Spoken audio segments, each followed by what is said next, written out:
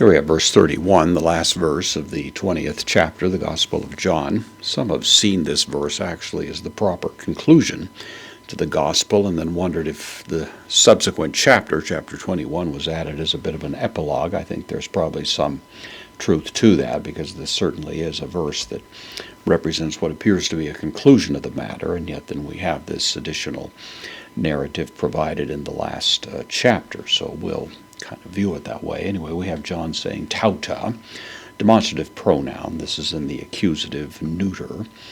It's the direct object of gegraptai, from grapho, I write, third person singular perfect active indicative, so these things are written or even stand written.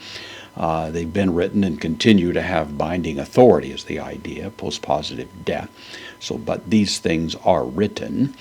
Hina, a conjunction, takes the subjunctive, and here we have a little difference in the manuscripts. Some put this in the present and some put in the aorist subjunctive. Either way, the net sense of it is pretty much the same. In order that you may believe.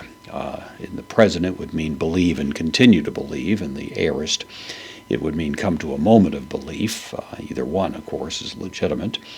So these things are written in order that you may believe. Pistuseta, from pistuo, I believe. And believe what? Well, hoti, the conjunction that. Jesus, Jesus, esten, third person singular. Present active indicative of eimi, I am, Jesus is. Then the predicate nominative, which is what is taken by esten, ho, the nominative, the article, Christos, the Christ. The Messiah, of course, the christened one, the anointed one, that Jesus is the Christ.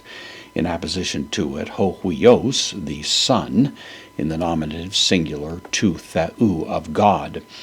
Of course, some would dispute what exactly John is getting at. Does he mean to ascribe full deity to Christ by this affirmation? I think it's pretty clear that he does, because he's saying this in immediate consequence of the confession by Thomas just 2 verses earlier. And so it seems as if this is just the full title that would convey that idea. Of course, there are those who have an a priori hostility to the idea and will nitpick as much as they can to try to avoid that inference, but it does seem on the face of it to be pretty obvious that's what John has in mind. So these things are written in order that you may believe that Jesus is the Christ, the Son of God. Kai, then the connective, hina, another hina here, which will also take the subjunctive, and that pistuontes, this is a participle, present participle, and that believing, that is to say in the act of believing, so this is the nominative, plural, which goes back to the implied subject of the sentence, you, here in order that you believing, zoein, life, in the accusative, singular, life, eketa, here is the subjunctive that goes along with hina. And so you may have life in preposition with the dative, to anomati, in the name, autou, of him.